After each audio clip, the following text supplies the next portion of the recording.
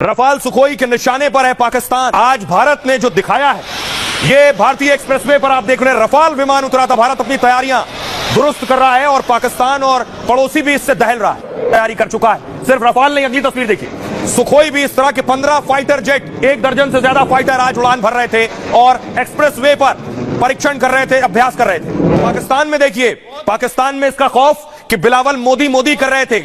Rally में कई बार मोदी का नाम लिया मोदी ने कि या इस सिंधु से पानी बहेगा या खून। हवाई पट्टी पर दूसरी तरफ पाकिस्तान में सायरन बज रहे थे।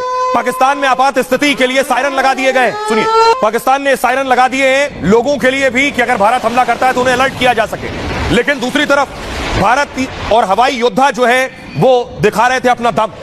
जहां ये हवाई जहाज और ये फाइटर उतारे गए, ये कहां निशाना लगाएंगे। शाहजहांपुर में हवाई पट्टी थी, वहां उतारा गया। यहां से अगर कराची पहुंचेगा लड़ाकू विमान तो 1328 किलोमीटर का सफर तय कर कराची को टारगेट करेगा।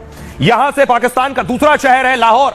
लाहौर इस शाहजहांपुर से जहां ये एक्सप्रेसवे पर उतारे गए फाइटर, लाहौर 675 किलोमीटर है। यहां से रफाल 675 किलोमीटर से पहले ही टारगेट सेट कर सकता है लाहौर पर। इस्लामाबाद यहां से 922 किलोमीटर है और वहां मिराज या जगुआर जाकर अटैक कर सकता है। शाहजहांपुर से रावलपिंडी सिर्फ 911 किलोमीटर है, एक उड़ान में ही यहां तक पहुंच सकता है सुखोई।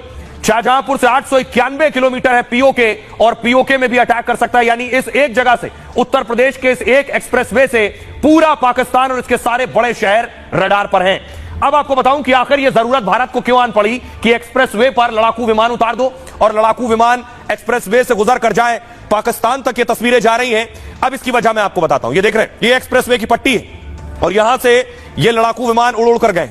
यूपी के शाहजहांपुर में भारतीय वायुसेना ने यह दम दिखाया है। शाहजहांपुर में गंगा एक्सप्रेसवे पर अपनी ताकत दिखाई।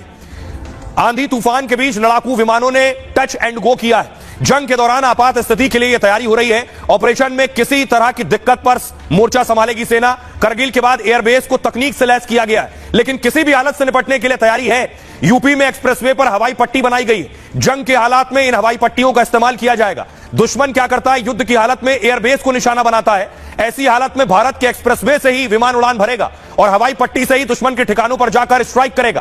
पहलगाम हमले के बाद आतंकियों के लॉन्च पैड इस वक्त निशाने पर है। लश्कर जैश के ट्रेनिंग कैंप सेना के निशाने पर है। मोस्ट वांटेड आतंकी हाफिज सईद और मसूद अजहर टारगेट पर है। आईएसआई हेडक्वार्टर और मुनीर का ऑफिस भी निशाने पर है। इन टारगेट पर हमले में वायुसेना का रोल बहुत अहम होने वाला है। भारत ने पहले भी पाकिस्तान के अंदर घुसकर हमला किया है। एयर स्ट्राइक और सर्जिकल स्ट्राइक से पाक दहल उठा था। एक बार फिर वायुसेना हमले से पहले तैयारी कर रही है। 3.5 किलोमीटर लंबी हवाई पट्टी पर जगुआर मिराज ने टच एंड गो किया है। करीब 2 घंटे तक